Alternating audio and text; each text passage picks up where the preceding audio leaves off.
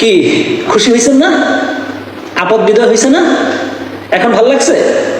আপদ বিদায় হওয়ার সাথে সাথেই সারা দেশে অগ্নিসংযোগ শুরু হয়েছে, লুট শুরু হয়েছে, মারামারি শুরু হয়েছে। এই আপদ যাওয়ার সময় কি করছে জানেন? তাদের দুই বোনের যত সম্পদ ছিল সব সম্পদ কল্যাণ ট্রাস্টে, অনাথ আশ্রমে দান করে গেছেন। এবং উনি যাওয়ার আগে কি বলেছেন জানেন?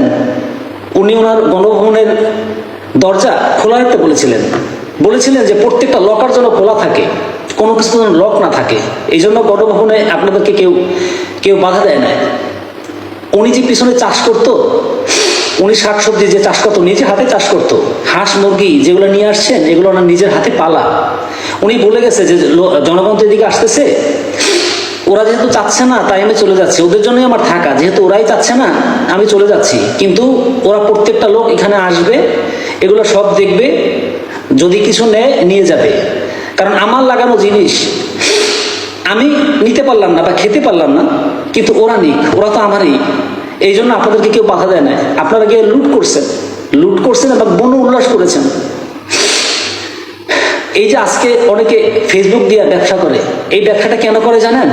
ওনার জন্যই করে, ওনার জন্য আপনারা করতে পারতেছেন।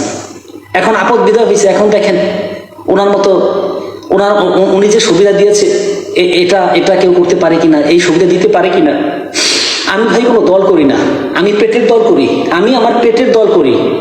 কিন্তু অ্যাজ এ নাগরিক হিসেবে আমি ওনার কাছ থেকে যে সুবিধাটা পেয়েছি, নাগরিক সুবিধাটা পেয়েছি, এই জন্য আমি কথাগুলো বলছি। হয়তো অনেকে দালাল বলতে পারেন, অনেকের খারাপ লাগতে পারে, সেটা আপনাদের ব্যাপার। কিন্তু আমার কাছে যে উপলব্ধি এসেছে বা আমি যতটুকু জানি, এতটুকু অথেন্টিক, সেতটুকু আপনাদেরকে বললাম। আর উনি যাদের কাছে শত্রু, ওনার জন্য একটু দোয়া করেন, কারণ শত্রুর জন্য বেশি বেশি দোয়া করতে হয়, যাতে করে ওনাকে আল্লাহ তাআলা নিয়ে যায়। দেখেন দোয়া কবুল হলেও হতে পারে আপনাদের।